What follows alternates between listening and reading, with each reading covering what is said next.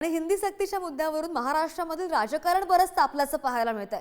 महाराष्ट्रामध्ये मराठीला प्राधान्य आहे, पण हिंदी आली पाहिजे। फडणवीस आणि बावनकुळेंनी हे वक्तव्य केलेलं आहे। तर महाराष्ट्रामध्ये हिंदी सक्तीचा डाव उधळून लावणार असा इशारा दुसरीकडे राज ठाकरे यांनी दिलाय। तर हिंदी सक्तीचा वाद फडणवीस आणि राज ठाकरेंच्या संगनमतानं सुरू असलेलं नाटक आहे। ठाकरेंच्या शिवसेनेचे खासदार संजय राऊतांनी हिंदी भाषा सक्तीच्या मुद्द्यावरून हे टीकास्त्र डागलंय।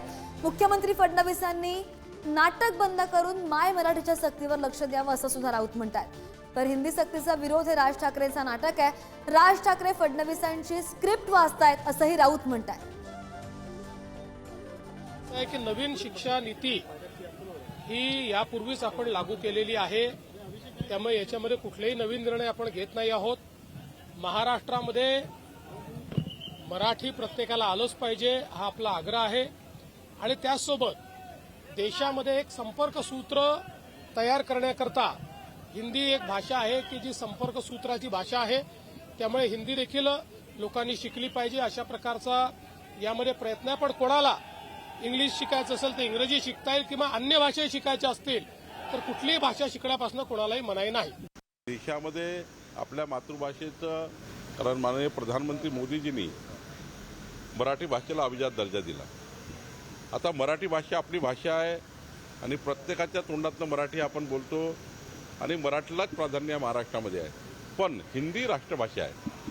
हिंदी राष्ट्रभाषा असल्यामुळं हिंदीसुद्धा लोकांना आली पाहिजे। मराठी तर आपली प्रायोरिटी असलीच पाहिजे, ती आमची सर्वांची प्रायोरिटी आहे कारण ती आपली मातृभाषा आहे। पण हिंदीसुद्धा राष्ट्रभाषा ती विद्यार्थ्यापासून पुढच्या येणाऱ्या पिढीला आली पाहिजे। याकरता जी काही नवीन शिक्षा नीती आहे त्यामध्ये आलेला अंतर्भाव अत्यंत महत्त्वाचा आहे। देवेंद्र फडणवीसांना सांगा, हे त्यांचं जे नाटक चाललंय ना, हे तुमच्याशी संगनमतानं की तुम्ही त्यांना परत एकदा बोलवा चहाला कॅफेत तुमच्या। काल एकनाथ शिंदे नावाचे गृहस्थ आले कॅफेत आणि लगेच दुसऱ्या दिवशी एवढं मोठं ट्विट उठले कधी, लिहिलं कधी। मराठीचा सन्मान या महाराष्ट्रात राहायला हवा। मराठी या राज्याची राजभाषा आहे, तिच्या अंगावर भरजरी वस्त्रच पाहिजेत आणि तिच्या अंगावर राजमुकुटच हवा।